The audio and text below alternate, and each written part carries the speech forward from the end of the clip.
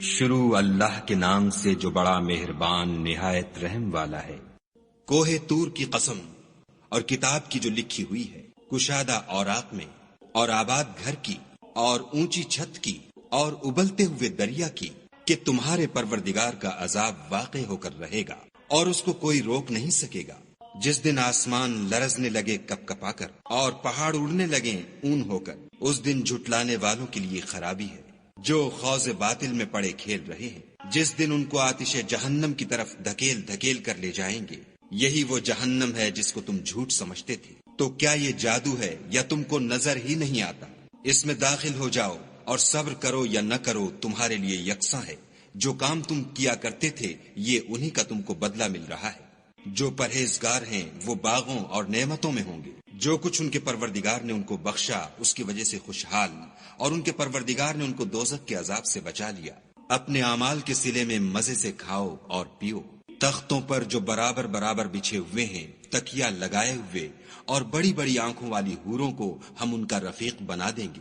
اور جو لوگ ایمان لائے اور ان کی اولاد بھی راہ ایمان میں ان کے پیچھے چلی، ہم ان کی اولاد کو بھی ان کے درجے تک پہنچا دیں گے اور ان کے اعمال میں سے کچھ کم نہ کریں گے۔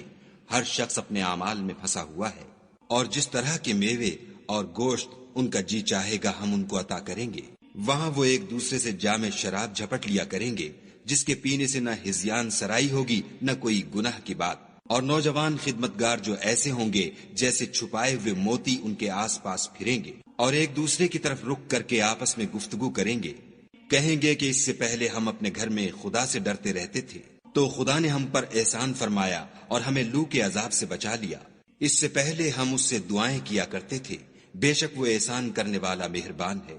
تو اے پیغمبر صلی اللہ علیہ وآلہ وسلم، تم نصیحت کرتے رہو، تم اپنے پروردگار کے فضل سے نہ تو کاہن ہو اور نہ دیوانے۔ کیا کافر کہتے ہیں کہ یہ شاعر ہے اور ہم اس کے حق میں زمانے کے حوادث کا انتظار کر رہے ہیں؟ کہہ دو کہ انتظار کیے جاؤ، میں بھی تمہارے ساتھ انتظار کرتا ہوں۔ کیا ان کی عقلیں ان کو یہی سکھاتی ہیں؟ بلکہ یہ لوگ ہیں ہی شریر۔ کیا کفار کہتے ہیں کہ ان پیغمبر نے قرآن از خود بنا لیا ہے؟ بات یہ ہے کہ یہ خدا پر ایمان نہیں رکھتے۔ اگر یہ سچے ہیں تو ایسا کلام بنا تو لائیں۔ کیا یہ کسی کے پیدا کیے بغیر ہی پیدا ہو گئے ہیں، یا یہ خود اپنے تئیں پیدا کرنے والے ہیں، یا انہوں نے آسمانوں اور زمین کو پیدا کیا ہے؟ نہیں، بلکہ یہ یقین ہی نہیں رکھتے۔ کیا ان کے پاس تمہارے پروردگار کے خزانے ہیں، یا یہ کہیں کے داروغہ ہیں، یا ان کے پاس کوئی سیڑھی ہے جس پر چڑھ کر آسمان سے باتیں سناتے ہیں؟ تو جو سناتا ہے وہ صریح سند دکھائے۔ کیا خدا کی تو بیٹیاں اور تمہارے بیٹے؟ اے پیغمبر صلی اللہ علیہ وآلہ وسلم، کیا تم ان سے صلح مانگتے ہو کہ ان پر تاوان کا بوجھ پڑ رہا ہے، یا ان کے پاس غیب کا علم ہے کہ وہ اسے لکھ لیتے ہیں؟ کیا یہ کوئی داؤں کرنا چاہتے ہیں تو کافر تو خود داؤں میں آنے والے ہیں۔ کیا خدا کے سوا ان کا کوئی اور معبود ہے؟ خدا ان کے شریک بنانے سے پاک ہے۔